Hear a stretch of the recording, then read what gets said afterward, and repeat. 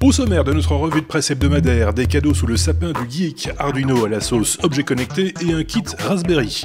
On prend de la hauteur avec l'internet par satellite et le retour de la revanche de Voyageur 2. Quel bilan pour les véhicules autonomes de Waymo qui circulent depuis janvier 2019? Des capteurs qui voient en 3D, comment fonctionnent-ils? Ce sont quelques-uns des sujets abordés dans notre 278e épisode enregistré ce 5 novembre.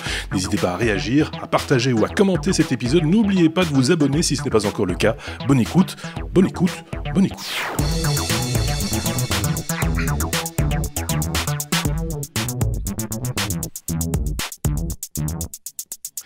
Je l'ai dit 3 fois pour être sûr que tout le monde écoute bien. C'est un peu comme ça que ça se passe chez les technos. Bienvenue à vous qui nous écoutez, nous regardez peut-être en direct sur Twitch. C'est devenu une habitude. Au début, j'avais dit c'est un test. Et là, c'est la 5e ou 6e fois qu'on le fait. Donc voilà, soyez les bienvenus. Vous pouvez laisser quelques messages dans le chat. Il n'est pas dit qu'on réagisse en temps réel ou en tout cas dans l'immédiat. Hein. L'idée, c'est pas de rentrer dans une interactivité de malade, comme on dit, sur un épisode. On prévoit, avant la fin de l'année, en tout cas on l'espère, un épisode un peu particulier auquel vous participerez vous aussi et voilà, ça c'est un peu l'idée pour les prochaines semaines. Et puis on a des chroniqueurs avec nous cette semaine. On a Sébastien d'un côté, de ce côté-là, en direct de Paris, et de l'autre côté nous avons Aurélien. En direct d'ailleurs, mais en France aussi. Voilà. Donc c'est un épisode de French Cancan. Et vous allez comprendre pourquoi je dis ça. en suivant notre abécédaire. Vous allez bien tous les deux? Ça se passe bien? Pardon? Il fallait écouter. C'est un peu... Oui, c'est ça. C'est un peu compliqué pour tout le monde. Hein. Quel que soit l'endroit où on vit, c'est un peu particulier. J'espère que chez vous, ça se passe pas trop mal, et que on vous retrouve là en bonne santé. Donc vous m'avez toujours pas répondu, vous voulez pas, ça va. Donc si tout va bien. Confinement saison 2, les règles sont un peu allégées, donc c'est confiné sans être vraiment confiné. Oui. Et pour moi le quotidien, ça change pas énormément. C'est toujours travailler à la maison. Donc, oui, voilà. En plus j'ai lu ça dans un article. Il y a des entreprises qui avaient déjà au mois de mars décidé que d'office ils travailleraient en télétravail, enfin que les gens télétravailleraient au moins jusqu'à la fin de l'année. C'est ce qui s'appelle être visionnaire, quelque part, parce que je pense que là, on est bien parti pour aller jusqu'au fait en télétravail, un peu que ce soit en France, en Belgique, en Suisse. N'hésitez pas à me le confirmer, ou Sinon, voilà. On dit merci à ceux qui nous ont laissé des messages, évidemment, ceux qui commentent les épisodes des technos sur YouTube, bien sur notre blog lestechno.be ou via les réseaux sociaux, par exemple. Donc voilà, je salue donc Eric Landelin, Jetable, je trouve le jeu de mots intéressant, Nicolas Saint-Lay, Luc Loyot, Christophe Fauveau, Virginie Cubignol, Sébastien Boireau, Éric Bourdin, Jax, Combi Family, Nexus 3R, Christophe Z, Digital Time, Damien Vigneron, Pierre Laure, Sombre Papa et Tiena. Voilà. Il y en a eu d'autres, certainement. Désolé si je vous oublie. J'en suis désolé. On a ça de temps en temps, un commentateur un peu fâché par rapport au hors-série qu'on vous a proposé avec Picaboo ce lundi, dont le thème était la checklist à réaliser quand on veut faire de belles impressions 3D. C'est quelqu'un qui était un petit peu particulier. Alors je prends un exemple, je veux pas le stigmatiser ou quoi que ce soit, mais c'est quelqu'un qui nous dit, en gros, je schématise, mais qui dit vous avez tort, mais ne nous dit pas pourquoi. Je trouve ça un peu dommage parce qu'on est là pour partager des connaissances. On n'a pas dit qu'on avait les sciences infuses, on n'a pas prétendu qu'on savait tout mieux que tout le monde. C'était juste un partage d'idées de la part de Picaboo et de Xavier en l'occurrence pour ce hors-série. Donc si vous avez des choses à nous dire, n'hésitez pas à le faire, mais argumentez, par pitié, parce que sinon on reste un peu comme ça, juste sur un pied, c'est un peu dommage, et donc ça sert pas à grand-chose. Alors nous dire, je sais tout mieux que vous, mais je vous dirai pas quoi, ça compte pas tellement, et donc ça passe à la trappe quasiment immédiatement dans ces cas-là. Voilà, ça c'est dit, et je le dis sans aucune agressivité ou aucun grief. C'est comme ça, que voulez-vous, moi j'ai plus rien. On peut entamer l'abécédaire si vous voulez bien, non? Il n'ose plus moufter. C'est pas gai ça, hein. Bah non, allez, on va égayer. C'est pas une bonne blague, un truc. Égayer. Une blague belge, peut-être. Non. Ça nous détendrait. Non, pas du tout. Allez, on va parler un peu de sécurité, puisque c'est de ça dont il s'agit, si je dis pas de bêtises, Sébastien. Une amende, A comme amende d'ailleurs, hein, pour British Airways et Marriott. Tu vas nous expliquer pourquoi d'ailleurs. Oui, d'habitude, je parle de sécurité quand les failles tombent, quand on apprend que des données ont été volées. Et puis souvent, ici, on essaie aussi de faire le suivi de l'actualité. C'est le service après-vente, bon monsieur. Que se passe-t-il après qu'une faille de sécurité a été livrée? Et ici, dans ce cas-là, il se trouve que l'autorité de régulation des... j'ai oublié le nom, le Information Commissioner Office, donc le gendarme britannique des données personnelles, a mis à l'amende 2 sociétés, la chaîne d'hôtels Marriott, pour avoir en 2018, si je me trompe pas, lâché dans la nature 339 millions de données personnelles, enfin de données concernant 339 millions de leurs clients, des noms, des adresses, des numéros de passeport qui se sont ainsi retrouvés dans la nature. Ça fait 18 millions de pounds d'amende, donc 20 millions d'euros. Et la même année, British Airways avait aussi une faille de sécurité qui avait lâché dans la nature des noms, des adresses, des numéros de carte bancaire de plus de 400 000 de leurs clients et de leurs salariés. Amende pour British Airways 22 millions d'euros après une négociation parce qu'ils ont reconnu que les temps sont durs pour les avionneurs pour le moment, pour les transporteurs aériens, et l'amende est moins élevée que ce qu'elle avait été prévue au début. Donc voilà, il y a des conséquences légales pour les sociétés qui laissent partir les données ainsi, surtout qu'ici l'ICO, donc le gendarme britannique des données, a reconnu, a fait valoir que les règles de base de sécurité n'ont pas été appliquées. De nouveau, il n'est pas question de mentionner nécessairement des cas qui auraient eu lieu d'être, enfin des scénarios extrêmement sophistiqués. Ici, on sanctionne des manquements de base à la sécurité informatique qui aurait permis de détecter ou de neutraliser ce genre d'attaque. Ok, bon, c'est pas une super, c'est pas une super lourde amende, c'est juste pour l'exemple, j'imagine, ou vraiment, tout est relatif, tu me diras. Ce sont des grands groupes, donc à l'échelle de ces grands groupes, je suppose que 18 et 20 millions de livres sterling, ça peut être avalé.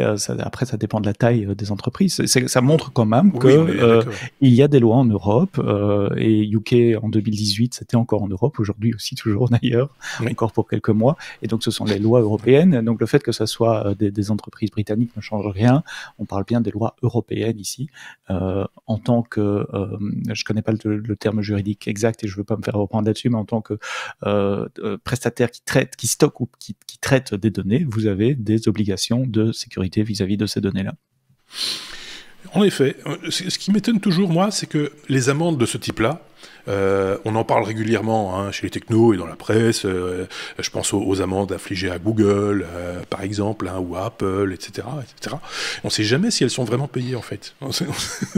Il faudrait une troisième news. Est-ce qu'ils ont payé? Comment? Parce qu'on sait tous, je pense, on n'est pas non plus né de la dernière pluie, que des arrangements sont toujours possibles, mais on n'a jamais les suites. Donc j'imagine que ça se fait un petit peu derrière les portes fermées, etc., en disant, bon d'accord, vous nous avez donné... Si on paye la moitié et qu'on, tu vois, il y a une espèce de négociation qui se fait à un moment donné, ou sur un étalement, par exemple, je sais pas moi, des choses comme ça. Mais on n'a jamais cette info. C'est un peu dommage, quoi. Ce qui est important, c'est que c'est une décision. Alors c'est une décision administrative, c'est pas un tribunal. C'est une décision administrative qui est faite, mais ça montre qu'il y a quand même une suite aux failles de sécurité que je rapporte assez souvent ici, et des conséquences financières pour les sociétés qui manquent à leurs obligations. Oui, c'est très bien de le rappeler et que tout le monde se sente un petit peu dans le collimateur en disant ok, on va pas faire n'importe quoi parce que il y a quand même des gens qui sont là, des gendarmes, quoi. Donc exactement. Ok, bon, pas très rigolo comme news, d'accord. Non, c'est pour ouvrir, c'est pas top. On aurait pu faire un truc plus le plaboum, quoi, mais non. On va s'améliorer pour la suite. Allons-y. Oui, de toute façon, c'est un podcast, donc si on veut sauter un sujet, on peut, tu vois. Comme on peut revenir en arrière, par exemple. Donc, voilà, vous faites ce que vous voulez avec notre podcast. On vous le sert comme ça, mais après, si vous voulez le déstructurer, libre à vous. Hop là. J'aime bien. Parce que c'est le nouveau... C'est le Arduino Hopla. O-P-L-A.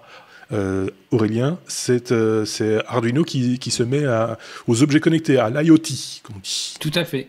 Alors avec un accent sur le grave sur le A, hein, oui. Parce que si vous cherchez, c'est hyper important. Hopla. Oui. Comme les œufs. Pardon. Ah bah voilà. Voilà. Un épisode de podcast, il commence à être intéressant. Si on commence les jeux de mots, c'est bien. C'est bien. On va dire que pour une fois que les Belges marquent un point. Alors là, il a ouvert le feu, mais alors là, je vais vous te dire. Bref, ne revenons pas sur ces choses-là. Donc, Arduino. Donc Arduino, tout le monde connaît. Ce sont des petites cartes que vous pouvez programmer avec un langage qui est relativement simple et des tonnes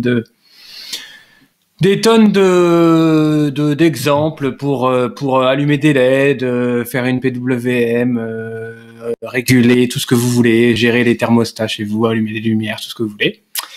Et en fait, ils viennent donc des petites cartes qui coûtent pas très cher et ils viennent de développer un petit kit qui se présente sous la forme d'une carte circulaire avec des boutons qui font le tour, un capteur de présence, un capteur de présence, un capteur de lumière, un capteur d'humidité intégré, un petit écran rond d'ailleurs, c'est assez remarquable, un petit écran rond et un petit capot en plastique qui vient au-dessus. Et avec ce petit bidule, comme dirait Marc, je crois. Oui. Ce bitonio, voilà. Avec ce petit bitonio, vous branchez ça à votre PC et vous pouvez vous entraîner sur, je crois, 3 ou 6 exemples qui sont déjà tout faits et vous avez de quoi attaquer 6 autres exemples. Alors c'est très vaste. Hein. Vous pouvez aller de monitorer vos plantes, l'humidité de vos plantes et la lumière qu'elles prennent, pour automatiser leur arrosage, faire de la sécurité, avec le détecteur de présence. Donc, vous alertez sur votre smartphone quand quelqu'un est dans votre salon alors que vous n'avez pas prévu que ça devait arriver. Tu veux un petit coup de main. À un moment donné, je te sentais perdre. Je cherche quelqu'un dans mon salon qui où je vais dans mon salon maintenant. Oui, ça va. Différentes actions. Différentes actions. Domestiques. Il y a un petit relais, il y a un thermostat, il y a tout ça. Et donc, là, la nouveauté, c'est que ce petit bitonio, il communique en Wi-Fi avec votre réseau et a toute une plateforme que Arduino met à votre disposition sur le net et des web services et une application mobile. Tout ça est déjà interconnecté et vous permet de générer des scénarios et d'interagir directement avec ce petit bitonio placé dans votre salon où vous voulez et faire de la mesure. Et donc, c'est à visée didactique. Ça, je trouve ça très bien.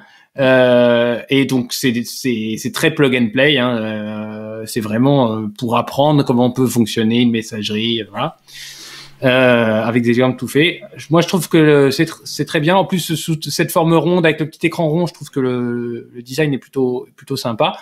Ouais. C'est un peu moins rugueux, on va dire, que le traditionnel petit board sur lequel on connecte. Voilà, c'est un peu plus fun, quoi. Oui, c'est vrai. Si vous aimez un peu le design, vous pouvez mettre ça chez vous. Ça choquera pas trop. Alors que si vous mettez une carte avec des fils partout, un plat de spaghetti, ça intéresse. Voilà, madame va pas aimer. Oui. Le seul petit hic de l'histoire. Ou le chat, oui. Le seul petit hic de l'histoire, c'est que pour un petit kit comme ça coûte quand même 99 € en précommande. Bon, je trouve ça un petit poil cher, mais si vous avez l'utilité et que vous aimez, vous voulez vous initier à ça sans trop mettre les mains dans le cambouis, ça vaut son prix. Oui, moi je pense, franchement, c'est une centaine d'euros pour ce genre de choses, voilà, qui sert en plus. Hein, je veux dire, c'est didactique, tu l'as dit, c'est ludique, mais en même temps c'est opérationnel, ça va servir. Donc c'est pas hyper coûteux. Je sais pas ce qu'en pense Sébastien. Est-ce qu'il est un peu domotique, un peu objet connecté, lui? Alors, je suis très domotique et très objet connecté, mais je les fabrique pas moi-même avec un Arduino. J'achète des trucs tout faits qui marchent. Ouais. Enfin, j'ai pas ce côté bricolage. Arduino fonctionne aussi. Hein, oui, c'est évidemment. Ce que je veux dire. Et quand j'en ai fait avec le Raspberry à l'époque, donc j'étais pas Arduino. Et donc voilà, pendant que tu me posais la question, j'étais en train de penser à la news suivante justement. Et c'est de faire le lien avec, faire la transition avec la transition à un moment donné, mais pas tout de suite, parce que j'ai un truc à dire, un petit coup de gueule quand même. Mais c'est bien. Si vous êtes bricoleur, si vous aimez jouer avec des senseurs, programmer un peu, c'est des kits qui sont tout à fait abordables et qui permettent de s'amuser énormément. Voilà, Hopla, c'est comme ça que ça s'appelle. C'est bien. Juste un tout petit coup de gueule. On met toujours les sources des articles qui inspirent nos chroniqueurs, puisque c'est une revue de presse. On les met évidemment en description, ces liens en description sur YouTube ou dans notre blog lestechno.be.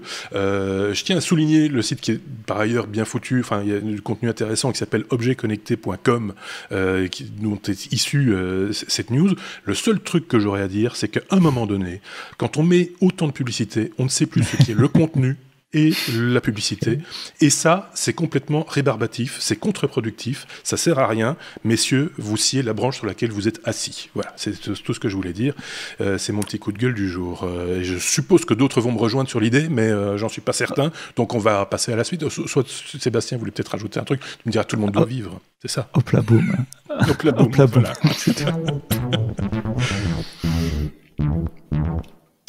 F comme framboise, voilà, c'est l'autre petit jeu de mots et ce sera le mot que vous mettrez en commentaire, par exemple. Déjà, oui, à la 16e minute, on vous dit déjà de mettre des mots en commentaire, juste comme ça pour déconner, pour dire, voilà, framboise, et vous me rajoutez 3 autres fruits rouges derrière, pour dire qu'on se creuse quand même un peu la tête. Framboise, fraise, ce que vous voulez, voilà, mais rouge. Attention, fruits. Ah oui, rouge, pas les Ah oui, il faut pas faire mon fils de 6 ans pourrait faire un commentaire, presque. Oui, par exemple, mais ça lui ferait pas de tort. Donc, framboise, pourquoi framboise? Parce que Raspberry, évidemment. Et là aussi, il y a cadeau à venir sous le sapin.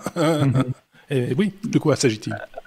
J'aime le Raspberry depuis assez longtemps et on vous en a déjà parlé dans les technos. Donc si vous découvrez le Raspberry, ce sont des petites cartes électroniques de la taille, c'est quoi, 2 fois une carte de crédit à peu près, qui contiennent toute l'électronique apparente. C'est un ordinateur avec un petit processeur, avec des entrées-sorties, etc.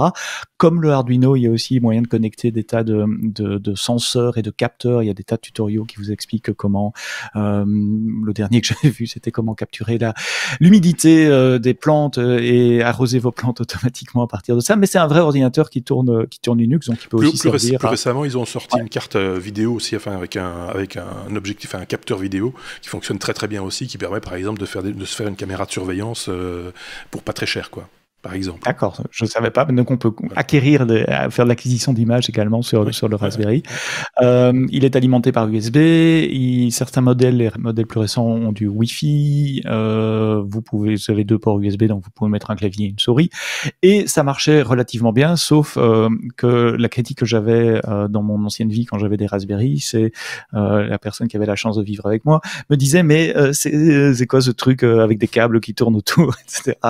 Et franchement, c'est pas esthétique, c'est pas beau. Alors il y avait un marché de seconde main pour faire des petites boîtes plus ou moins design. On pourrait les imprimer également, tiens, pour retomber dans un thème qui est cher aux techno, des boîtes pour tenir son Raspberry, mais quand même. Et là, pour la première fois depuis qu'ils existent, donc depuis plusieurs années, Raspberry lance un truc intégré. Donc ils ont lancé au mois de juin, si je me souviens bien, le Pi 400, qui est la dernière évolution avec un meilleur CPU, plus de mémoire, enfin mieux que les autres, plus rapide et moins cher que les autres globalement. Et pour la première fois, ils lancent ce Pi 4 en forme consommable directement par le commun des mortels, je dirais. Donc ça ne ressemble plus à une carte électronique avec des fils qui dépassent, mais c'est un Raspberry, exactement le même qu'on connaît, dans un clavier. Donc ça a la forme d'un clavier. AZERTY, QWERTY, vous avez plusieurs modèles de clavier, vous pouvez choisir à la commande. C'est un petit clavier sans extension numérique, donc à vue de nez, ça doit faire quoi, une vingtaine de centimètres de large. Et à l'arrière du clavier, vous allez trouver directement le connecteur USB pour la souris qui est fourni avec, le connecteur USB pour l'alimentation qui est fourni avec, et puis le connecteur qui met le câble HDMI qui va vers votre télé. Et donc vous avez dans l'espace d'un clavier 20 centimètres et l'épaisseur d'un clavier, quoi, vous avez un ordinateur suffisamment puissant pour faire plein de choses. Et je pense que ça pourrait donner accès à l'informatique, au bidouillage informatique, parce que c'est quand même Linux. à plus de gens, c'est peut-être moins rébarbatif que juste la carte électronique sur laquelle il faut aller plugger des trucs, plugger des câbles. Il y a un bouquin qui est fourni avec également, qui est comment démarrer sur Raspberry. Donc voilà, si le format vert de la carte électronique pure du Raspberry vous effrayait un peu, maintenant vous avez un petit truc tout mignon, un petit clavier blanc avec sa petite souris, son câble rose qu'on est prêt à connecter à la télé. C'est presque féminin, parce qu'en plus de ça, c'est des doigts de fée. Oui, parce que regarde, c'est rigolo. Si ça se trouve, oui, mais ce serait pas complètement idiot de cibler la jante féminine pour le coup, clairement. Hein, on sait qu'on est demandeur de plus en plus de talents féminins dans l'informatique, et pourquoi pas passer par là. C'est important aussi. Je pense que par contre le bouquin est en supplément, ou alors il est inclus. Ah, c'est un supplément peut-être. Non, non, il est dedans. Il est dedans. Il est dedans. Alors, le bouquin, il le vaut déjà. Non, c'est un bon plan. Ça par contre, Aurélien, on peut pas dire que c'est cher, quoi. 70 $. Ça, voilà. 70 $, on parle de 100 € quelque chose. à peu près, ouais. Oui, c'est ça. Donc on est à peu près 70 $. Ouais. Oui, c'est ça. Merci de traduire. Non mais le prix dans la case, juste avant de te passer la parole, Aurélien, encore un truc. Raspberry, c'est une société anglaise et moi, ça me rappelle un peu le design du ZX Spectrum. Ceux qui ont des cheveux blancs comme moi peuvent s'en souvenir. Ou du Commodore 64. Mon premier ordinateur, moi, c'était un Commodore 64 et c'était aussi déjà un clavier. Le Commodore 64, l'ordinateur était dans le clavier. On connectait le clavier à la télé, à un lecteur de disquette. Il y avait avant ça le VIC-20. Et le VIC de Commodore et le ZX Spectrum aussi. C'était un clavier avec tout dedans. Et il y a un petit clin d'œil là au retour de l'informatique, des PC, des personal computers au sens PC, PC du début. Oui, en même temps, on parle de ça. Je vais être un peu sérieux pour le coup, hein, mais avec tout ce qui se passe, le confinement, etc. Il y a de plus en plus de jeunes qui se retrouvent bloqués à la maison et à faire aussi du télétravail, enfin de la scolarisation à distance. J'entends qu'il y a un fossé entre guillemets numérique un peu inattendu. Enfin, fallait vraiment pas s'y intéresser pour être surpris par ça, mais que voilà, il y a quand même un certain pourcentage des jeunes qui n'ont pas d'ordinateur à la maison. Ça, c'est une solution qui, franchement, c'est pas cher. Ça permet d'aller au minimum, à minima, aller surfer sur Internet, aller récupérer des cours, lire des cours, peut-être compléter des documents, machin, etc. Il n'y a pas besoin d'avoir un monstre de vitesse pour arriver à faire ce genre de choses.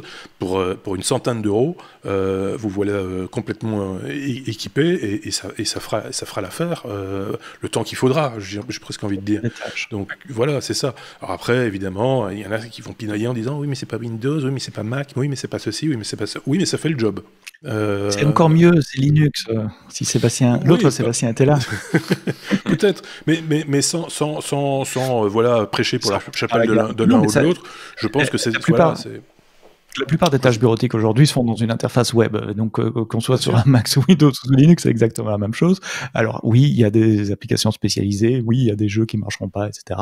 Mais franchement, 90% plus que ça de ce que vous le faites dans une interface web de toute façon. Et là, j'ai envie de dire, c'est aussi à l'éducation nationale en France, enfin aux enseignants de manière générale, à se saisir d'applications qui sont en ligne et pas d'applications à installer et propriétaires, etc. sur les machines, de faire un peu dans l'esprit du libre, par exemple, d'aller chercher les applications qui vont bien à distance, et voilà, et tout le monde sera content avec ça. Je dis pas que vous allez faire des visioconférences de malades avec le Raspberry, hein. Faut être très très clair. Le GPU, il est quand même tout rikiki, hein. Mais par contre, simplement consulter des documents, ça le fera très très bien, hein. C'est très clair. Et quand on voit que certains, parce que ça c'est aussi, bon, c'est comme ça, c'est notre époque qui veut ça, mais que les jeunes ont des smartphones mais n'ont pas d'ordinateur, quoique un smartphone est un ordinateur, hein, clairement, ils s'en rendent compte maintenant parce que certains n'ont que ça pour consulter les documents que leur envoient les enseignants, et donc là, il y a peut-être un petit peu plus de confort, ça sort en HDMI, donc tu tapes ça au pet de ta télévision, quoi. Voilà, et le problème est réglé. Alors, tu regarderas pas la télé en même temps, voilà, c'est un autre problème, c'est comme ça. Mais ça, c'est un bon plan. Dans une fenêtre sur le côté. Bon plan des familles pour ce que je viens d'expliquer, bon plan pour le sapin de Noël aussi, bon plan de manière générale. Là je suis content, et je vois qu'Aurélien aussi piaffe et se dandine. Il est content, hein, non? Oui, je voulais dire, non, mais je voulais rajouter qu'il y a, enfin, ça c'est une notion que je tiens à dire, c'est que il y a une grosse différence entre le sujet d'avant. Il y a un Arduino qui a un microcontrôleur dans lequel on fait interagir des entrées et des sorties. Et donc, on a pris l'exemple de monitorer l'humidité de ses plantes et d'arroser en fonction, et la luminosité de ses plantes. On n'a pas besoin d'un Arduino pour faire ça. Oui. Donc, oui, il y a des projets qui le font, mais c'est un peu prendre une grosse voiture pour aller chercher son pain, quoi. Voilà. Donc, c'est deux choses bien différentes, bien distinctes. C'est deux usages différents. Deux usages distincts. Et voilà. Et dernier point, sachez que sur ce genre de petit clavier Raspberry, là, vous pouvez faire tourner Scratch, des choses comme ça pour les enfants, c'est top. Hein. Oui, tout à fait. Donc, voilà. Mais c'est pas que pour les enfants. Je voudrais pas que ce soit réducteur au point de... C'est vrai qu'on peut faire des choses pour les enfants dessus, mais c'est pas que... Je pense qu'un adulte ou un jeune adulte ou un étudiant ou voilà, quel que soit son niveau scolaire, on trouvera un usage. Si ce n'est Calporte ou Subok ou... Enfin, voilà. Bon plan. Donc, on passe à la suite. Si vous aussi, vous trouvez que c'est un bon plan, n'hésitez pas à le partager avec nous et avec d'autres. S comme satellite. J'aime beaucoup ce qui va s'inscrire sous l'écran, c'est sur le thème du quand, parce que toutes les phrases commencent par quand. Aurélien, toi, c'est quand reverrai-je le ciel merveilleux. Ça rappelle quelque chose. Évidemment, puisqu'on va parler de ces fameuses nuées de satellites qui sont supposées nous donner Internet où qu'on soit sur la planète. C'est ça. Eh oui, Starlink. Donc le projet d'Elon Musk qui a comme ambition pour la modique somme de 10 milliards de dollars de mettre au-dessus de nos têtes 12 000 satellites et nous permettre d'avoir Internet avec un débit, alors on va dire équivalent à la fibre, une petite fibre mais équivalent à la fibre. Fibre. Un cinquième de fibre, j'ai même presque envie de dire. Bon, ça dépend si c'est de la fibre française ou de la fibre, une bonne fibre belge. Bon, on va dire 200 mégabits, allez, ça vous va ? Ouais, c'est bien. Oh, ouais, c'est pas mal. C'est pour consommer tout de suite, monsieur. Il ne faut même pas me l'emballer, c'est bon. Tu m'as fait perdre mon fil. Donc 12 000 satellites au-dessus de la Starlink. Pour avoir un débit, un bon débit équivalent à la fibre partout dans le monde, y compris dans des endroits très reculés où il n'y a pas de télécommunication, il n'y a pas de fibre. Donc aujourd'hui, il y en a 582 qui sont déjà lancés au-dessus de nos têtes. Et aux États-Unis, il y a des volontaires et pour essayer, il y a des testeurs qui reçoivent des bêta-testeurs qui reçoivent une petite valise avec une sorte de petite parabole qui s'oriente automatiquement. Et modulo la somme de $99 par mois et $499 pour le matériel, ils peuvent recevoir les satellites, recevoir Internet même dans des endroits aux États-Unis très très peu peuplés, très peu en pleine forêt, voilà. Ouais. Alors le débit, on en a parlé. Ça devrait s'améliorer, mais bon, c'est déjà un débit raisonnable, hein, on va parler de ça. Au niveau de la latence, c'est pas encore tout à fait ça, puisqu'on est aux alentours de 40 millisecondes, alors que l'objectif c'est 20 millisecondes. Et par rapport on a quand même des performances qui sont meilleures que tout ce qui est Internet par satellite géostationnaire pour le coup, donc des satellites qui ne bougent pas par rapport à la Terre. Et donc du coup c'est une nouvelle porte qui s'ouvre. Est-ce que dans 10-20 ans on aura tous Internet par satellite parce que pour X raisons, je sais pas. Mais sachez que voilà, c'est plus un rêve d'Elon Musk, c'est la réalité. Il y a des applications, il y a des gens qui peuvent tester, puis il y aura une offre commerciale très prochainement avec tous les satellites lancés. Alors moi j'avais testé il y a très très longtemps une solution satellitaire géostationnaire, effectivement c'était Astra je pense qui faisait ça, j'ai peur de me tromper mais voilà, mais par contre la voie de retour, enfin celle qui commandait les pages se faisait par une ligne téléphonique classique, c'est-à-dire qu'il fallait quand même un modem pour interroger le serveur. Comment ça se passe ici? On émet, enfin je dis de bêtises, c'est ça hein, je pense que c'est bidirectionnel. C'est bidirectionnel, ouais. C'est bidirectionnel, ouais. Ouais, en géostationnaire, en tout cas celle que j'avais testée aussi, c'était l'uplink. Donc envoyer les données, ça passait par le téléphone classique, et c'était le downlink qui était par géostationnaire, avec des latences d'enfer, puisque le géostationnaire, pour être géostationnaire, il est à 36 000 km, donc la latence, c'est le temps qu'il faut pour envoyer de l'information. 36 000 km, il faut le temps de les faire, monsieur. Oui, c'est ça. Et en plus, vu la méthode, c'était impossible, par exemple, de regarder un film enfin à l'époque, les films déjà c'était rare, mais d'écouter une web radio par exemple, c'était totalement exclu, puisque là on interroge tout le temps, donc ça ne pouvait pas fonctionner. Non, on commandait son document, hein, en gros c'était ça. Hein. On passait commande du document, et puis à un moment donné, il arrivait ligne par ligne, un peu comme le comment ça s'appelle en télévision, là, le télé machin, là, télétexte. Le télétexte. J'avais oublié le nom. Non, mais c'est un peu ça. C'était un peu ça. Hein. On n'est pas très éloigné de cette idée-là. Hein. Les satellites sont en orbite basse, à quelques centaines de kilomètres. Ils tournent en permanence, donc c'est pas un satellite. C'est pour ça qu'il en faut des centaines pour avoir une couverture permanente, parce que les satellites ils tournent. Et donc l'antenne, elle est. Je sais pas. Ça, c'est la partie que je comprends pas. Comment elle fait pour taper sur un satellite, parce qu'il faut quand même être assez directionnel pour envoyer un signal. Mais l'article dit effectivement que l'antenne se positionne elle-même et le système émet. Oui, donc c'est bidirectionnel via la parabole. Oui, donc voilà, et c'est un petit kit. Alors on a vu le kit, si vous avez regardé on l'a vu un peu sur tous les sites internet du monde. C'est une valise effectivement avec un petit pied en plastique, sa petite parabole, tout ça est bien marketé, bien emballé, etc. Tous ces trucs vont se retrouver à la poubelle un jour, hein, donc je me demande si c'est recyclable. J'ai pas l'impression. Y compris les satellites. Je fais mon ronchon aujourd'hui. Mais voilà. Mais non, mais ça me fait penser un petit peu aux valises qu'on utilise que les reporters utilisaient, en tout cas quand on faisait beaucoup de satellites, les valises ANSAT, donc avec un parapluie, ploup, et puis il fallait le pointer sur le bon satellite, etc. C'est un peu laborieux. Tout le monde travaille avec de l'IP maintenant, hein, donc c'est juste du réseau.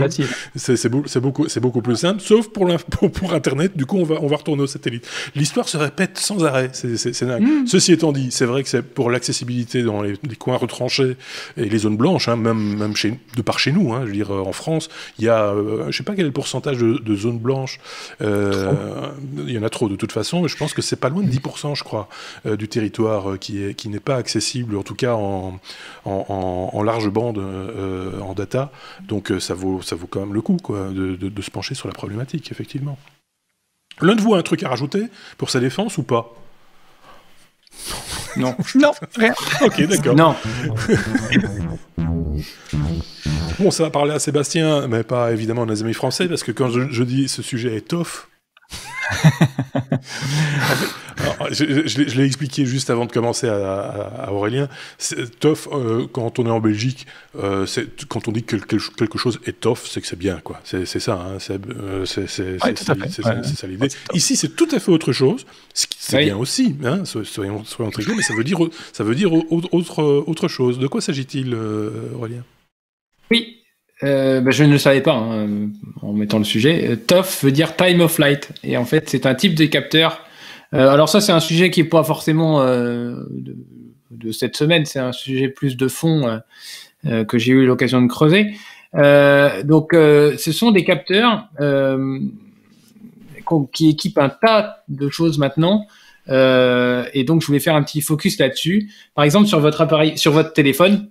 Vous avez différents capteurs pour prendre une photo. Vous avez un capteur qui est sensible à la lumière et à la couleur, hein, c'est le fameux capteur comme dans un appareil photo. Et en dessous, vous avez différents autres capteurs. Et qu'est-ce qu'on fait avec ça? Pourquoi on multiplie le nombre de capteurs? C'est pour obtenir plus d'informations. Et en obtenant plus d'informations, on va proposer d'autres choses ou faciliter la mise au point ou aider l'algorithme à faire telle et telle chose. Donc time of flight, ce sont des capteurs optiques qui complète donc les capteurs d'appareil photo, puisque ça envoie de la lumière sur une scène, et c'est capable, avec une résolution certes beaucoup plus faible, mais de donner la distance à l'objet. Donc par exemple, vous allez photographier quelqu'un, un portrait par exemple, votre capteur CCD, lui, il sait que le pixel est rouge, le pixel est vert, et qui attend de lumière sur telle et telle zone. Le capteur TOF va dire, voilà, le sujet, il est à cet endroit-là, et l'arrière-plan, il est 1 mètre plus loin. Et donc, en faisant ça, bah, ça permet de faire tout ce qui est détourage, tout ce qui est mise au point automatique. Et donc, ces capteurs, bah, on les trouve de plus en plus dans ce qui nous entoure. Et c'est une vraie prouesse parce que, en fait, comme on envoie des faisceaux lumineux, en fait, dans ce capteur, il y a un émetteur et un récepteur. Hein. On envoie des faisceaux lumineux et on vient regarder le temps qu'ils ont mis pour atteindre l'objet et revenir.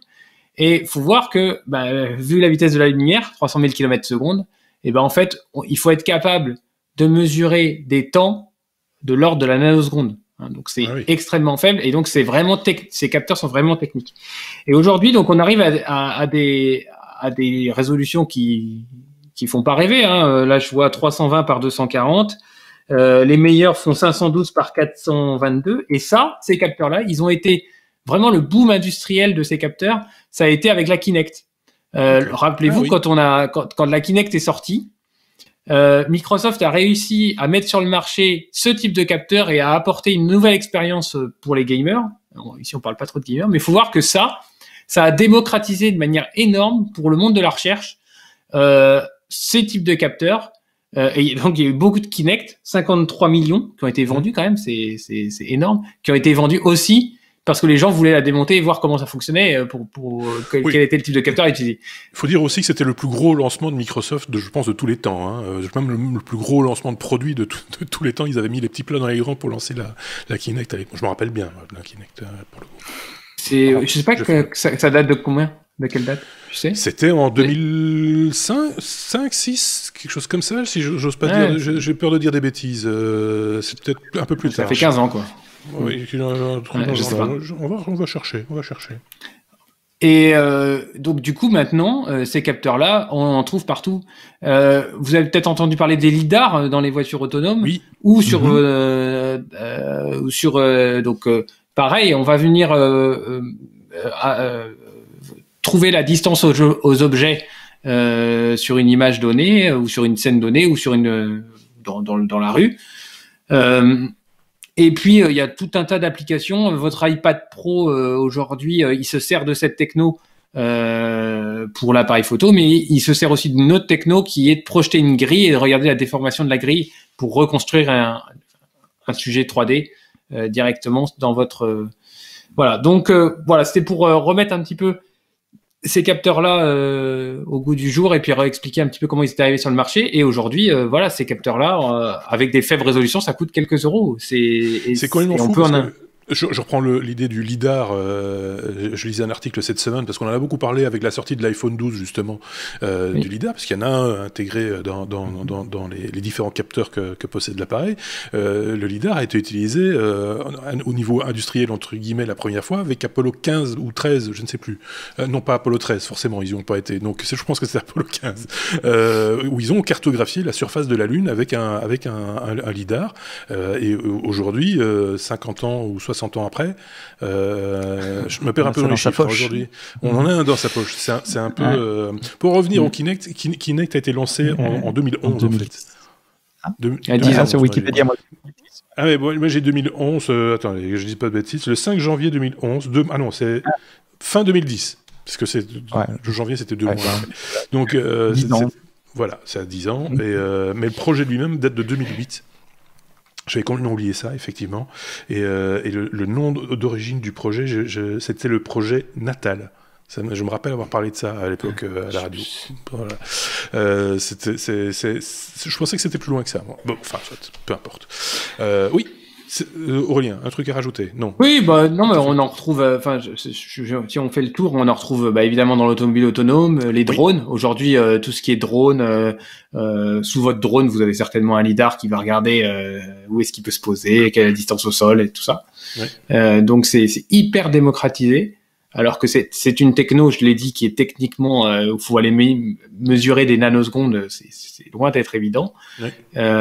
Et donc ça nous entoure maintenant. Enfin voilà, c'était une techno de labo il y a quelques années et maintenant ça y est, on en a partout. Oui, et c'est hyper intéressant de pouvoir fusionner des données entre un capteur d'appareil photo et un capteur time of flight pour extraire encore plus de données de ce qu'on peut C'est le genre de choses qu'on fait souvent pour les anciennes technologies, tu vois, la lampe, l'ampoule électrique, des trucs comme ça, de revenir en arrière en disant regardez ce qu'il y avait avant, machin, etc., la bougie, le truc. Et on le fait pas pour les technologies qui sont plus récentes. Il y a quelque chose, je pense qu'on est tous un peu, enfin nous peut-être entre guillemets geeks, mais les gens de manière générale, soit les gens s'en foutent complètement, soit ils sont blasés ou voilà. Moi je trouve ça assez intéressant de savoir d'où viennent les choses et pourquoi elles ont été faites au départ. Et comment est-ce qu'on arrive à maintenant en avoir dans notre poche. Je trouve ça plutôt, je sais pas, Sébastien opine du chef, mais ouais, moi j'aime bien l'idée qu'une technologie disparaît. C'est une bonne technologie, qu'elle soit partout. Non, attendez, quand je dis qu'elle disparaît, c'est qu'elle disparaît de notre conscient. Donc qu'elle soit partout, dans nos poches, mais qu'en même temps on la voit pas, on n'y pense pas. Ça prouve que la technologie, pour moi, c'est l'ultime aboutissement d'une technologie. Et l'exemple que vous donniez tous les deux du lidar dans les téléphones est un bon exemple pour. Oui, parce que demain, nous, ça nous émeut un peu parce que là, voilà, on parle technologie, mais dans un an, même pas un an, on trouvera ça d'une banalité crasse parce que on le retrouvera dans le moindre smartphone bon marché chinois. Tu vois, mais oui, c'est comme ça que ça va se passer et voilà. Ou ça, moi, pare-choc de notre voiture, ou voilà. Oui. Moi, depuis que j'ai moins de 10 ans, je crois que mes parents me disent toujours qu'à moins de 10 ans, je disais que c'était pas normal que les gens tournent la clé de leur voiture sans savoir comment ça marche. C'est un peu ça. Non, mais c'est vrai. C'est la technologie, elle est partout autour de nous et on est les premiers à se plaindre quand ça marche pas. Mais très peu de gens sont réellement conscients de la complexité des systèmes qui sont autour de nous, qui font que ça marche ou que ça marche pas, la complexité technique de tout ça. Et moi, c'est un peu ce que je voulais. Enfin, ma maigre contribution à. Non, mais t'as raison. On fait une grosse digression, mais tu prenais l'exemple de la clé de contact dans la voiture. Il faut avoir conduit des voitures, ce qu'on appelle des old-timers, hein, des ancêtres, pour se rendre compte qu'une voiture, c'est quelque chose de beaucoup plus complexe qu'on l'imagine. Aujourd'hui, elles se ressemblent toutes. On pousse sur un bouton, elles démarrent. On s'inquiète plus de savoir s'il y a de l'huile dans le bazar et de l'essence à tel endroit, machin, etc. Tout le monde s'en fout et ne savent même pas comment ça fonctionne. Si vous posez la question à savoir combien de cylindres il y a dans le moteur de la voiture de telle ou telle personne, ils seront incapables de vous dire, la plupart, de quoi il s'agit et ça sert à quoi le cylindre. C'est vrai. Alors que quand tu as conduit des vieilles voitures, tu vois, des années 50, 60, etc., là, une voiture d'une telle marque, un tel modèle ne se conduisait pas de la même manière que d'une autre marque d'un autre modèle, parce que les trucs n'étaient pas au même endroit, parce que tout ça ne s'était pas encore uniformisé, parce que voilà, et c'est là que tu te rends compte que ça valait quand même le coup, quand on passait son permis de conduire, de savoir à quoi on allait avoir affaire, quoi, où se trouvaient les différents organes importants du véhicule. Aujourd'hui, je pense qu'on se pose même plus la question, voilà, c'est déjà bien si on sait où se trouve la ceinture de sécurité et l'accélérateur, quoi. Je schématise, certes. C'est une grosse digression pour le coup. Je sais pas, c'est un truc à rajouter. Ma remarque ne te concernait pas, Aurélien, elle concerne le monsieur et madame tout le monde qui utilisent des choses sans savoir ce qu'il y a derrière, mais je te rejoins tout à fait sur la curiosité, et c'est d'ailleurs pour ça qu'on est tous ici et que vous nous écoutez sur le podcast également. Oui. C'est parce qu'on est curieux, qu'on aime bien savoir ce qu'il y a en dessous et comment ça marche. On a perdu combien d'auditeurs pendant ce temps-là sur Twitch? Genre, pour remettre un peu les choses. 3. On en avait 3, on en a perdu 3. Non, il en reste quelques-uns. Merci à propos ceux qui nous suivent via Twitch. Ça réagit pas beaucoup sur le chat et je comprends parce qu'on n'est pas très proactif, mais voilà, on salue ceux qui nous suivent en direct, tout comme on salue évidemment tous ceux qui nous suivent après en podcast, en faisant leur jogging, en allant au boulot ou en restant chez soi, parce que finalement c'est vrai, aller au boulot c'est souvent un déplacement relativement court aujourd'hui, donc ça laisse pas le temps d'écouter un podcast, c'est ça le problème. Oui, Aurélien. Oui, fais attention parce qu'on se plaint qu'on fait des épisodes trop longs. Aujourd'hui, le jogging en France, c'est 1 heure max. Hein. Donc, oui, c'est vrai. Et nous, on fait des épisodes d'1h20. Donc, faut se dépêcher là. Ou alors, vous faites 20 minutes d'échauffement à la maison. C'est comme vous voulez. Ouais, je peux apporter des solutions aussi, quand tu veux. Tu vois. On passe à la suite.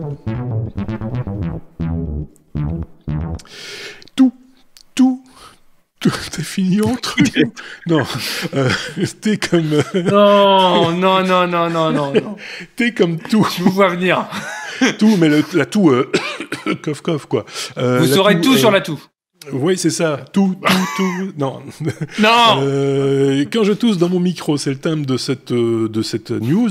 On va parler quand même. On va être un peu sérieux pour le coup, quand même, parce que c'est un sujet sérieux. Oui. Surprenant, mais sérieux. Moi, franchement, je suis intéressé, mais dubitatif. Mais on va en reparler. Donc, en fait, c'est le MIT. Qui se dit, au lieu de faire des tests avec des goupillons pour le Covid, avec les goupillons, les tests, je sais plus que salivaires maintenant en France, je sais même plus comment ça s'appelle, le nom m'échappe, et des apps de Covid tracking, il y a les anciennes apps, il y a les nouvelles apps, enfin, je suis perdu dans tout ça. On va développer une app qui utilisera le micro du smartphone et vous allez tousser devant votre smartphone et on va vous dire si vous avez le Covid ou pas. D'accord. Et ils disent même avec quelque chose qui n'est pas perceptible à l'oreille. Ah. Alors et qu'entend le capteur et qui entend le capteur du smartphone. Et alors, les chiffres qui sont annoncés, et c'est officiel, enfin c'est officiel. Il y a des publications scientifiques dans I3E. Je sais pas si c'est quand même, on fait pas des publications dans I3E pour raconter des bêtises normalement. Et donc, d'après l'article, c'est tous dans mon micro et je te dirai si tu as le virus. 98,5% des gens qui ont été détectés par l'application comme étant contaminés l'étaient réellement. Et parmi ces gens-là, 100% étaient asymptomatiques. Ça veut dire que non seulement ils détectent des sons, des bruits dans votre atout que vous pouvez pas entendre à l'oreille, mais que l'intelligence artificielle du MIT sont capables de comprendre. Bon, très bien. Ouais. Mais en plus, si vous êtes asymptomatique, ce qui c'est les cas où vraiment on veut savoir parce qu'il n'y a aucun signe extérieur, on est capable de vous le dire. Il y a même, enfin, il y a, voilà, dans Marc est en train de présenter la source dans lequel il y a un petit podcast, enfin un petit extrait de son où on entend même, c'est en anglais, mais on entend des toux de Covid et des toux qui ne sont pas Covid. Alors, est-ce que la toux en anglais est différente de la toux en français ou en italien ou en portugais? Il y a des différences de toux. Je sais pas. C'est comme quand on imite le cri d'un animal, genre le chat, c'est pas nécessairement miaou dans toutes les langues. Ça peut être miaou. Bon, et donc il y a nos amis, si Thierry nous entend, il y a nos amis de l'EPFL qui travaillent aussi sur la chose. Lausanne. Voilà, à Lausanne, avec une application qui ferait à peu près la même chose. Où là, ils proposent même mieux de laisser votre micro tout le temps ouvert et au cours de la journée de traquer si vous toussez avec le Covid. Alors, ou si quelqu'un tousse à côté de toi. Oui. Parce que, voilà. Je vous parle pas de la vie privée, ni de la conso de votre smartphone, parce que traiter de l'audio échantillonné 24 sur 24, à mon avis, vous allez recharger votre batterie plus d'une fois. Mais bon, bref. Enfin, donc, et sur le projet de l'EPFL, vous avez, c'est un projet open source. Vous avez accès à la database des sons de tout, donc vous allez avoir deux catégories, une catégorie Covid et une catégorie non Covid, et donc vous pouvez aller vous amuser si ça vous intéresse à faire de l'analyse du traitement du signal et de l'analyse sur ces signaux-là et de voir si vous arrivez à. Ça me laisse franchement dubitatif. Si vraiment c'était si simple et enfin je suis sceptique, honnêtement. Je suis un peu sceptique aussi. Oui, ils n'ont pas dit que c'était simple. Juste une toute micro parenthèse, on salue Milan Morales qui nous suit via Twitch, qui normalement fait des jogging, et pour le coup là il essaye Twitch, donc sans faire le jogging, donc on lui souhaite la bienvenue et qu'il n'hésite pas, puisqu'il fait ça le samedi matin, à réécouter l'épisode tout en courant. Voilà, je referme la parenthèse. Donc une intelligence artificielle qui reconnaît l'atout de la personne infectée au Covid. Au départ, si je ne dis pas de bêtises, c'est un travail de longue date, qui ne date pas d'ailleurs du Covid, qui date aussi pour tester, enfin en tout cas démontrer des pneumopathies différentes, avec différents degrés, etc. Et c'était déjà apparemment assez efficace à ce moment-là, si je ne dis pas de bêtises. C'est ce qu'ils mettent dans l'article aussi, oui. Ouais. Donc, mais bon, si vraiment, enfin aujourd'hui, je ne sais pas combien de centaines de milliers de tests on fait par jour en France. qui mobilise des gens, qui mobilise des laboratoires. Si vraiment la techno était... Oui, mais on avait eu ce débat-là, je vais te donner la parole tout de suite Sébastien, mais on avait eu ce débat-là avec Benoît, rappelez-vous, je pense que c'était au mois de mars ou avril, où il y avait cette question de prendre la température, tout en sachant que prendre la température d'un passant, il a pu courir juste avant, etc. C'est la température, vous savez, avec le système, l'espèce de pistolet, là, infrarouge, oui. Et donc, c'était pas le résultat, il y avait un fort pourcentage d'erreurs, mais de faux positifs. Donc, mais en même temps, c'est pas à balayer du revers de la main pour autant, parce que c'est un premier tri quelque part. Ça permet de faire un premier tri et de dire voilà, c'est pas complètement idiot de dire cette personne-là, ok, elle a peut-être couru, ok, elle transpire un peu, machin, etc. On va quand même la tester, mais si on ne teste que, voilà, tu vois, et on fait avancer un peu le schmilblick, si j'ose dire, de cette manière-là. Donc même le système de repérage de l'atout par micro, moi je pense que quelque part, ce serait pas totalement idiot de le tester en grandeur nature. Je sais pas ce qu'en pense Sébastien pour le coup. Oui, c'est à cette conclusion que je voulais arriver aussi. C'est au niveau technique, ça m'étonne pas.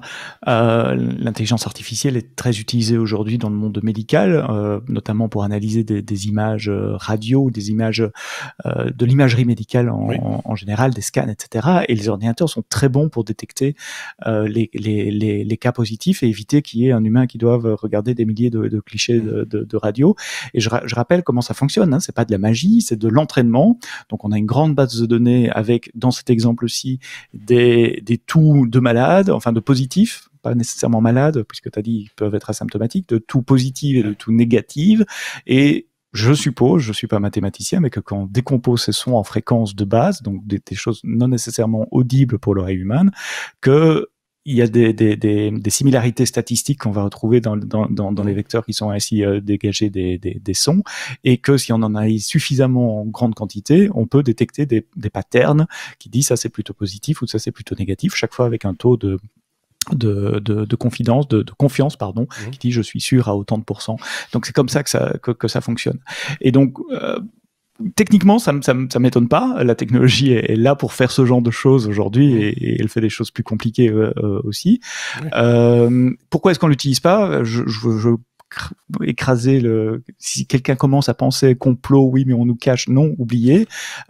On était à un stade d'un proof of concept par une université, on est au stade de la recherche ici, donc c'est le tout début, et j'allais en venir à ce que tu as dit Marc, et on demande qu'un État ou un groupe d'États prenne cette technologie et la fasse à grande échelle pour valider les premiers résultats qui ont été fournis par le MIT. Quand on l'aura fait sur des dizaines de millions de personnes, on aura déjà une idée plus précise de la qualité de l'analyse de cette application. Alors après, porter le concept sur une application mobile, à mon avis, ça coûte quand même bonbon. Juste pour faire un test, c'est peut-être pas vraiment le truc le plus intelligent à faire, mais on peut le réduire quelque part à un système qui serait, voilà, vous êtes à l'hôpital déjà, hein, par exemple, et on enregistre votre tout.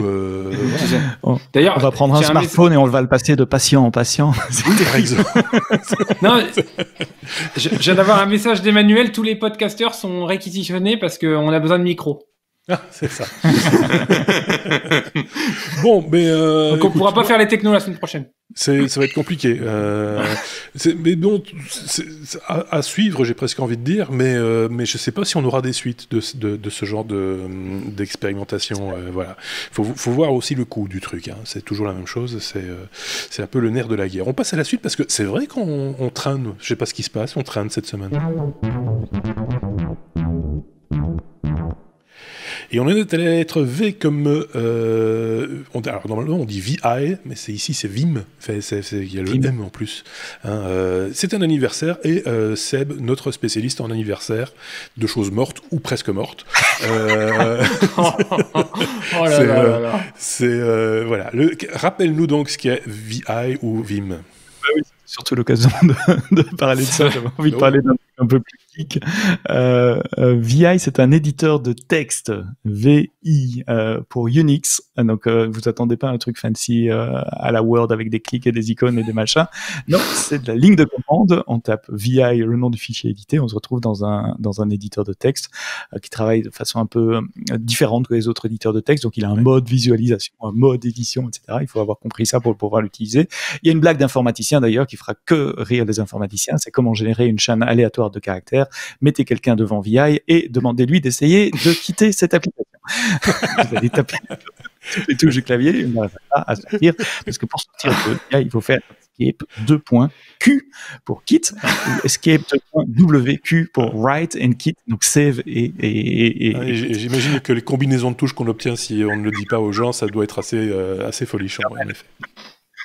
Alors, qu'est-ce que c'est Vim? Donc, VI, d'abord, c'est très vieux, hein, ça a 44 ans, ça date du Unix original Berkeley. Ça a été écrit par un monsieur que moi j'aime beaucoup qui s'appelle Bill Joy, qui est aussi accessoirement le cofondateur d'une société qui n'existe plus aujourd'hui mais qui s'appelait Sun Microsystems, pour laquelle j'ai travaillé 10 ans et qui vendait des serveurs Unix, qui à l'époque de la bulle internet était le vendeur de serveurs Unix, et puis qui n'a pas survécu après à des tas de choses, notamment l'open source, qui est morte avant même que le cloud n'arrive à tuer leur part de marché. Donc il y a 44 ans, pour de sombres histoires, le code de VI était lié à Unix, donc c'est très compliqué les licences de Unix. C'est pour ça que des gens ont fait des clones, c'est pour ça que Linus a créé Linux avec la licence GPL, et dans le monde de Linux, il y a eu un clone de VI qui est devenu Vim pour VI Improved. Le M c'est amélioré, parce que Vim permet de faire des tas de choses que VI ne permettait pas de faire, j'en bafouille, notamment d'utiliser la souris, avoir certains disaient même que le M c'était pour mouse, en fait. J'avais entendu ça, moi. Ah oui, c'est un des improvements, mais il y en a d'autres. La possibilité de rajouter du completion automatique, donc de compléter les phrases, ce qui est très utile en mode programmation quand on développe du code. Il y a de l'aide intégrée, il y a un langage de script intégré qui va encore s'améliorer. Et donc VI a été lancé en 1991, il y a 29 ans aujourd'hui. Ils vont bientôt sortir la version 9, enfin bientôt, tout est relatif. Ils travaillent, disons, sur la version 9, qui va rajouter encore des possibilités de scripting, donc pouvoir écrire des scripts comme des macros dans l'éditeur pour automatiser certaines tâches avec l'éditeur. Pourquoi j'aime bien VI et donc son clone Vim qui est présent. Vim est présent dans toutes les distros Linux. Hein, si vous installez un Linux, VI, c'est pas VI, c'est Vim. Et je m'en ai pas rendu compte, mais c'est également dans BSD de Mac, donc dans macOS, quand vous êtes dans le terminal et que vous tapez VI, c'est Vim qui démarre et c'est pas le vrai VI. Je pensais que c'était VI parce que justement Mac a cet héritage de BSD, mais non, ils ont choisi d'utiliser Vim également. Pourquoi j'aime bien VI? Parce que je travaillais beaucoup surtout sur des serveurs Unix dans le passé, et c'est une constante, qu'on soit sur une machine d'HP, d'IBM, de Sun à l'époque, ou des trucs open source comme Linux ou autre. On n'a pas besoin de souris, de carte graphique, etc. Quand on doit éditer un fichier, on sait que VI est là, c'est le bon vieux copain qui est toujours là. On peut ouvrir un fichier, faire son édition super rapide. C'est un peu le couteau suisse, mais avec une seule lame. Ouais, il fait Vim en tout cas fait beaucoup de choses, VI en faisait moins, mais voilà, super utile. On a toujours besoin d'un petit éditeur de texte pour changer un fichier de config rapidement quelque part, en tout cas quand on a les mains sur le clavier comme je le fais, et VI est l'outil pour faire ça. Alors il y a aussi la guerre qu'on a déjà mentionnée ici entre VI et un autre éditeur qui lui a été créé par Richard Stallman, le monsieur de la GPL et de GNU, qui est Emacs, qui est un autre éditeur de texte qui apparemment, et je ne veux pas rentrer dans la guerre ici, mais c'est parce que je me suis un peu renseigné du coup pour parler de VI ce soir, est beaucoup moins utilisé que VI. VI est quand même très très très très présent via Vim en tout cas dans toutes les distributions Linux. Et sur un Raspberry Pi. 29, oui par exemple, 29 ans. Dingue.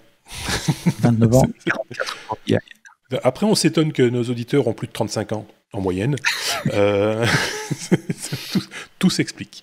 Merci, tonton Sébastien, pour... Je parlais d'un autre. Allez, encore une vieillerie. Je vais parler d'un autre vieux truc. Et ça va vite de se faire une réputation au techno. Hein. Voilà, cette réputation n'est pas usurpée. Usurpée. Pour le coup. On parle de Voyager 2 qui donne de ses nouvelles. On s'y attendait pas du tout. C'est un petit peu comme la bonne copine qui revient à la maison. Pourquoi qu'ai-je fait? D'un coup, donc Voyager 2, c'est une sonde qui a été lancée par la NASA le 20 août 1977. C'est plus vieux que VI. Quoique 43 ans. C'est juste un an de moins que VI. Mais donc lancé avant que la plupart de nos éditeurs ne naissent même, et qui depuis voyage, son but était d'explorer le système solaire. Elle est sortie du système solaire il y a très longtemps, et elle continue de voyager, elle continue de fonctionner. Elle est aujourd'hui, je recherche mes chiffres, à 18 milliards 750 millions de kilomètres. Alors c'est un arrondi, parce qu'elle se déplace, à l'heure où nous parlons, à 60 000 km/h, quand même. Donc ce chiffre augmente. Il faudra faire la vidange. Ouais, il faudra penser à changer la courroie, monsieur. Elle est à 17 heures-lumière de la Terre, donc elle est loin au-delà des limites du système solaire, mais comme elle continue de fonctionner et qu'on arrive toujours à communiquer avec elle, elle continue de nous envoyer des informations, ce que personne n'avait prévu au moment où on l'a envoyé. Donc 17 heures-lumière, ça veut dire quand même, on parlait de latence avec les satellites tout à l'heure, mais 17 heures-lumière, ça veut dire que si je commande à Voyager, vous lui demandez il faut 17 heures pour que la commande lui arrive et 17 heures pour qu'elle revienne. Hein. Donc, on parle d'une commande tous les jours et demi, tous les 34-36 heures. Donc, on ne parle pas d'interactivité vraiment comme on peut le faire avec des satellites en orbite basse. Et il se fait qu'il y a pour le moment, Voyager est exposé au sud de la Terre, et donc il a fallu remettre en état de marche une station de base, vous savez, ces grosses stations qui permettent de parler aux satellites avec des énormes antennes. Je crois que c'est une antenne qui a 48 ans, qui a été remis en service tout près de Canberra. Quiz de géographie. Canberra, c'est la capitale de l'Australie et non pas Sydney ou Melbourne. Ça peut être une suggestion commentaire, Canberra. Oui, par exemple, quelle est la capitale de l'Australie? Celui qui n'a pas du tout écouté, là. Donc, n'hésitez pas à mettre en commentaire le nom de la capitale de l'Australie. Voilà. Et comme ça, on sait que vous êtes encore là après plus d'une heure de techno. Et donc, voilà. Et puis comme ça alimente un peu le débat aussi. Et attentif. Et donc cette station a une grande antenne qui fait 70-70 mètres de diamètre, et il a fallu un peu la dépoussiérer, la remettre en route. Ça a pris 8 mois. Mais quelle était la surprise après 8 mois? De continuer de recevoir. Oui, non, quand je dis dépoussiérer, c'est imagé, évidemment. Oui. C'est pas là. Donc il faut frotter la parole. Moi, le mec, il a frotté. Je les laisse 2 secondes. Non, mais donc après... regardez-le, c'est pathétique. Qu'est-ce que c'est? Ça y est, il a craqué.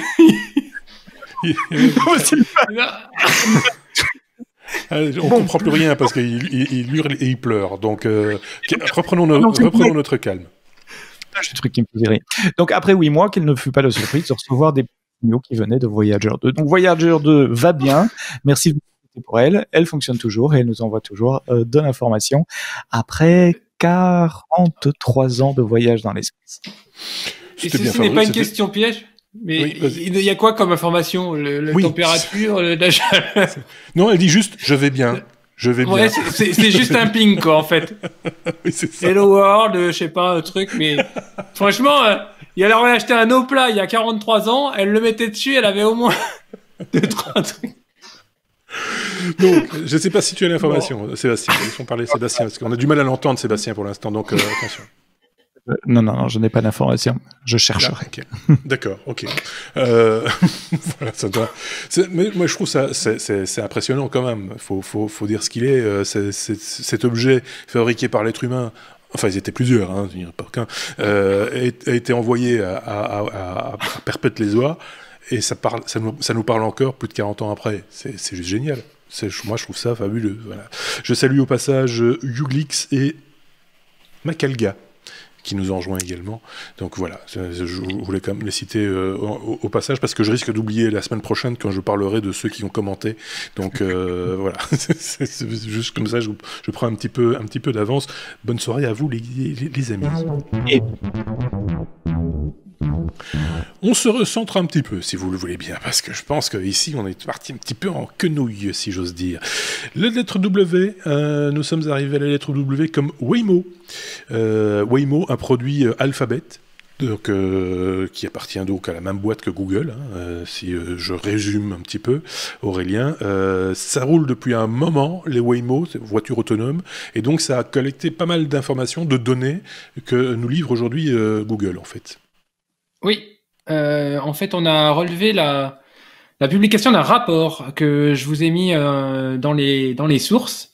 Alors, je pense que c'est une opération de communication, c'est-à-dire que on a besoin, je pense que Alphabet a besoin de montrer que les voitures autonomes Waymo sont sûres, sont fiables.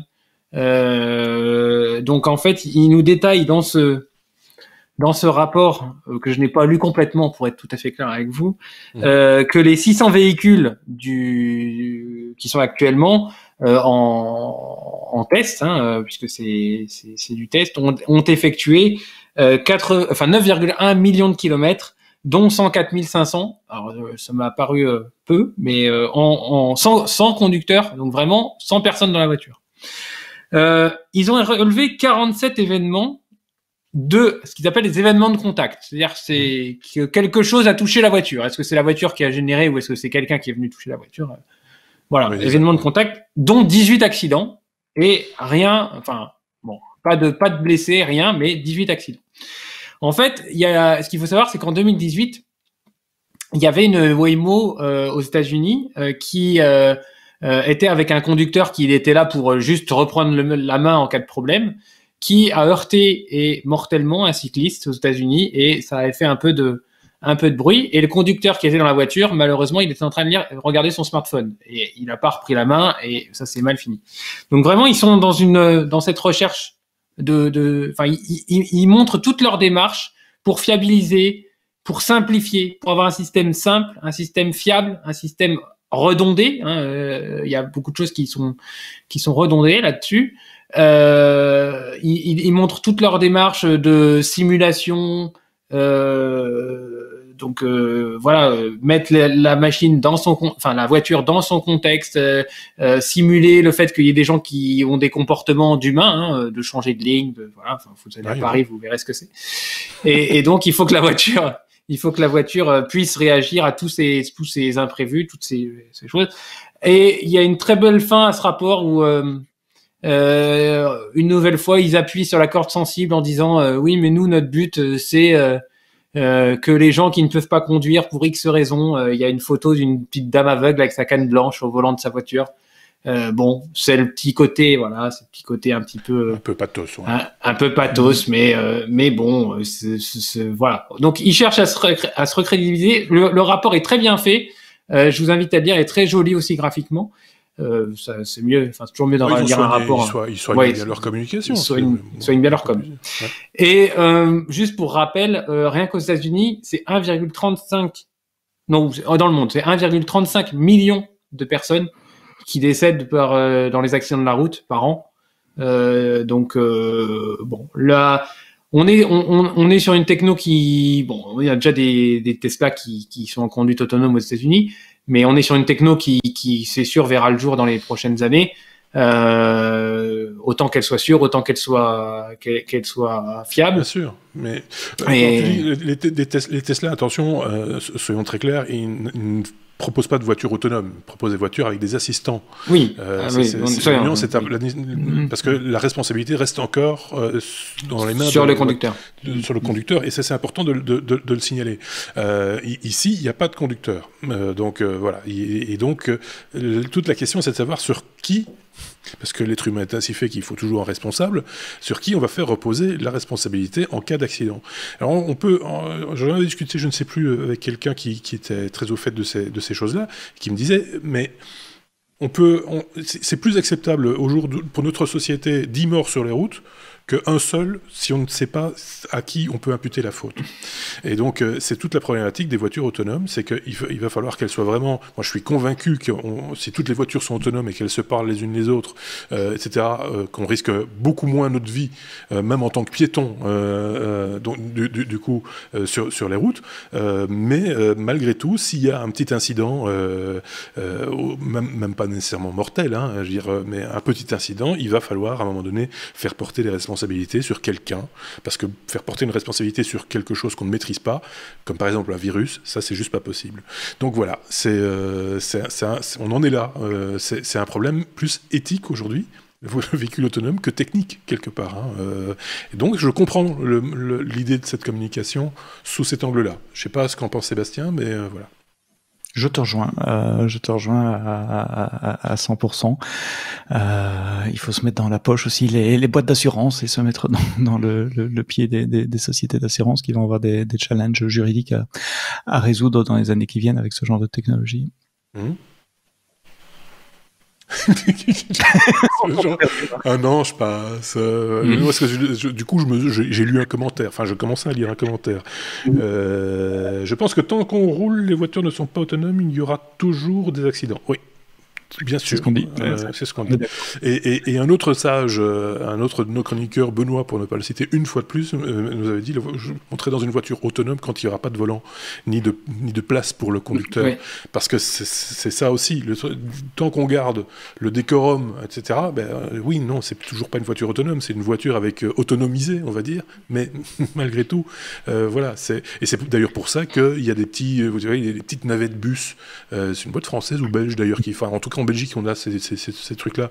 Je ne sais plus à quel endroit, je pense que c'est à l'aéroport à Bruxelles, et dans d'autres endroits aussi, où il n'y a pas de volant. Il y a un peu comme il y avait dans les ascenseurs avant, il y avait un groom, là il y a un accompagnateur pour un peu rassurer les gens, hein, parce qu'il n'a pas la main, il a juste la main sur un gros bouton rouge pour stopper tout le bazar, mais voilà, et donc il n'y a pas de volant, il n'y a rien du tout, on s'assit dans cette petite navette, elle ne roule pas non plus à du 100 à l'heure, hein, c'est relativement lent, mais en même temps, il y a tous les éléments pour rassurer l'usager, la personne physique qui semble être un peu l'autorité. Il n'y a pas de volant, il n'y a pas de pédalier, il y a machin, etc. Donc on sait que ça, on n'en a pas besoin. Et donc voilà, il y a toute une démarche à faire, ça va prendre du temps, quoi. Ouais. Psychologiquement, ça va être dur de mettre des gens dans des voitures sans volant et leur dire laissez-vous conduire. Je comprends le point de vue de Benoît. Oui. Mais pour la majorité des gens qui conduisent, oui. Mais déjà, va être difficile. Alors moi, en tant que conducteur, quand tu me mets sur la place du passager, j'ai les pieds qui bougent tout seuls. Hein. Je cherche l'embrayage et le frein. Hein. C'est très clair. Donc voilà, il va falloir s'adapter aussi. Ça me semble assez évident. Il faudra du temps. Clairement, ça va pas se faire du jour au lendemain. Et peut-être qu'on passera, comme je le disais, avec les ascenseurs, l'époque du groom, hein, qui poussait sur les boutons à la place des gens dans les ascenseurs, on passera par peut-être pas un conducteur, mais une personne un peu responsable, avec une casquette, qui marque l'autorité de son uniforme dans le véhicule pour rassurer les usagers, peut-être. Voilà, on va accélérer. Du coup... Avec un dernier sujet, si vous voulez bien, hein, la lettre Y. C'est rare qu'on va jusqu'à la lettre Y, mais ici c'est pour parler de YouTube, enfin pas vraiment de YouTube, mais de ce qu'on peut faire avec YouTube et de ce qu'on ne peut plus faire avec YouTube, ce qu'on évite de faire avec YouTube. Tu vas nous expliquer ça, Sébastien. Il y a un outil que j'utilise assez souvent qui s'appelle YouTube DL comme download, qui permet en ligne de commande, je tape une commande YouTube download et je donne l'URL YouTube et il va me chercher la vidéo sur YouTube. Et à l'époque où on pouvait voyager et que je prenais très souvent l'avion, ça m'arrivait de télécharger du contenu YouTube, par exemple les épisodes des podcasts, les technos que j'avais en retard, par exemple, pour les regarder hors ligne quand j'étais dans l'avion. Or, il se trouve que la RIAA, qui est l'association américaine qui gère les droits d'auteur, j'espère ne pas faire de bêtises en disant ça, en tout cas l'association du monde du disque, de l'industrie musicale, qui représente donc les ayants droit des œuvres musicales aux États-Unis, s'en est pris à cet outil-là parce que selon eux, il viole les droits d'auteur, il permet de télécharger, vous savez que sur YouTube, il y a aussi plein de chansons et de clips, etc. Donc il s'appuie sur une loi américaine qui s'appelle le Digital Millennium Copyright Act, qui est une vieille loi aussi, qui date de 1998, donc il y a 22 ans, et qui est une loi extrêmement large, extrêmement permissive pour les ayants droit, qui permettent d'arrêter la diffusion, la copie, de tout procédé technique qui pourrait d'une façon ou d'une autre encourager, favoriser, faciliter la copie d'œuvres protégées, ou des moyens qui permettent de les contourner des protections, donc y compris des techniques cryptographiques, etc. Enfin, c'est une loi, enfin, voilà, j'aime pas trop le DMCA. Évidemment, je suis pas dans les chaussures des ayants droit. Et donc, basé là-dessus, ils ont demandé à ce site web de fermer, ce qu'ils n'ont pas fait, évidemment, parce qu'ils ont juste migré sur un site web en dehors de la juridiction des États-Unis. Mais leur source code était hosté sur GitHub. Et GitHub, c'est un entrepôt de code, comme on dit en français, des répertoires de code open source, où tout un chacun peut voir le code source, peut télécharger. Et une des fonctions clés de GitHub, c'est qu'on peut très très facilement dupliquer un projet, ce qui me permet de faire des modifications à un projet et puis éventuellement décider de contribuer ces modifications avec le projet d'origine. Et donc ils ont demandé à GitHub de faire un shutdown du repo de code source de YouTube Download. Alors rassurez-vous, il y a toujours moyen de trouver les sources, mais ailleurs, parce que GitHub, évidemment, en tant que société américaine, d'autant plus qu'ils appartiennent à Microsoft maintenant, est obligé de respecter la loi, et donc ils ont respecté cette décision judiciaire.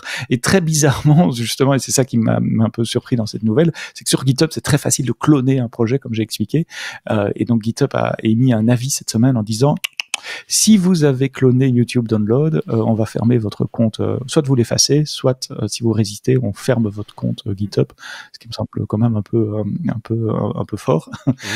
Et donc maintenant GitHub est en train de chasser, parce qu'ils sont bien obligés de le faire, je pense qu'ils ont d'autres choses à faire, mais ils n'ont pas le choix, chasser toutes les copies de YouTube Download qu'il pourrait y avoir sur GitHub.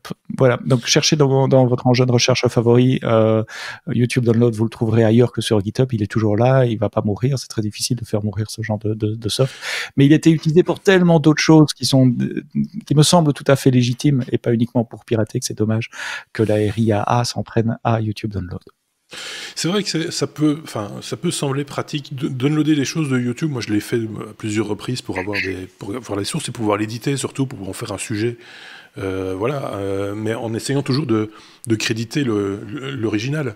Voilà. Parce que si c'est pour le rediffuser sur YouTube, évidemment, YouTube va se saisir aussi des outils qu'ils ont, eux, à leur disposition pour dire, attention, ce contenu, Content ID aidant, ce contenu ne vous appartient pas, vous n'avez pas le droit de l'utiliser, donc soit on supprime votre vidéo, soit on la démonétise si vous êtes dans le deal de monétisation.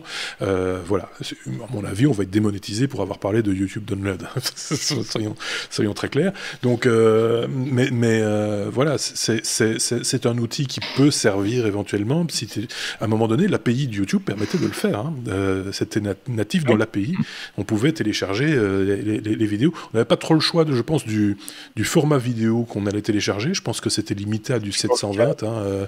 Même depuis qu'on est passé à de la HD et même de la 4K, cette fonction a été complètement abandonnée, inhibée, et peut-être aussi pour les raisons que tu évoquais ici avec la RIA, en l'occurrence. Donc voilà. Moi, j'ai pas d'opinion très tranchée sur la question. Je peux comprendre les ayants droit qui perdent un peu le contrôle sur la diffusion de leur contenu, surtout quand il s'agit de musique, quand tu es dans un deal, par exemple avec, là pour le coup, YouTube, en disant, ben voilà, moi je suis d'accord d'utiliser votre plateforme pour diffuser ma musique, mais il faut me garantir qu'on ne va pas la retrouver sur d'autres plateformes. À un moment donné, oui, ça peut coincer un petit peu aux entournures, comme on dit. Je ne sais pas si Aurélien voulait rajouter un truc sur cette chose-là. Non. Non. Non. Tu pourrais demander aux gens qui uploadent des vidéos, est-ce que vous êtes d'accord que vos viewers downloadent ou pas, oui ou non? Oui, par exemple. Oui, tu pourrais, un peu comme, oui, non, c'est clair, tu pourrais, et à ce moment-là, tu auras un petit lien qui s'afficherait, téléchargement, pas téléchargement, oui, ça pourrait être une solution. Au choix du YouTube, parce que vous gardez le plus longtemps sur la plateforme pour vous montrer des pubs, et donc ils n'ont pas intérêt à vous laisser sortir. C'est un peu ça aussi la problématique, et donc sortir des algorithmes. Que nous essayons de titiller à notre façon en vous laissant faire des commentaires un peu tordus, par exemple, ou en mettant des pouces. Ça aide bien les pouces aussi, très clairement. Ou en vous abonnant. Ça, c'est bien aussi de s'abonner. Aussi sur Twitch d'ailleurs. N'hésitez pas à le faire, à nous follower. C'est pas un abonnement, mais comme ça, vous serez notifié lors des prochains lives. C'est normalement toutes les semaines avec les technos. Et puis, vous nous suivez aussi sur les réseaux sociaux, tant qu'à faire, puisqu'on y est, et qu'on se casse la tête pour essayer de partager notre contenu avec le plus grand monde. Je jette juste rapidement, parce que je ne veux pas embêter les gens qui nous écoutent en podcast, un coup d'œil sur notre chat, et je vois quoi. Ce qui devra arriver, arrivera. C'est bien dit. Voilà, rien de tel qu'un serveur chez soi, comme un NAS Synology, nous dit l'un de nos intervenants, Macalga. Voilà. Pour stocker du contenu qu'on a acquis légalement, évidemment. Oui, par exemple, effectivement. Merci à ceux qui nous ont suivis en direct, mais c'était pas une obligation, puisque de toute façon, vous allez pouvoir nous télécharger en vidéo et en audio, s'il vous plaît, puisque c'est disponible en podcast vidéo. Il y en a encore, et je pense qu'on va être les derniers. Et en podcast audio, vous allez pouvoir le regarder quand vous le voulez sur YouTube également. Laissez des commentaires, des pouces, comme je le disais là tantôt, pour retrouver mes deux petits camarades ici, mais d'autres aussi, puisque on est quelques-uns maintenant dans les technos à partager la veille technologique des uns et des autres au travers donc de cette petite revue de presse. Merci à vous de nous avoir écoutés. Merci à tous les deux, à Sébastien, merci Aurélien. On se retrouve très bientôt. C'est bientôt la fin de l'année. On arrive à la fin de l'année. Alors je ne sais pas très bien si je vais... Oui, on va encore se voir d'ici la fin de l'année. Il y a de fortes chances. Merci à tous. Passez une très très bonne semaine et à très bientôt. Au revoir.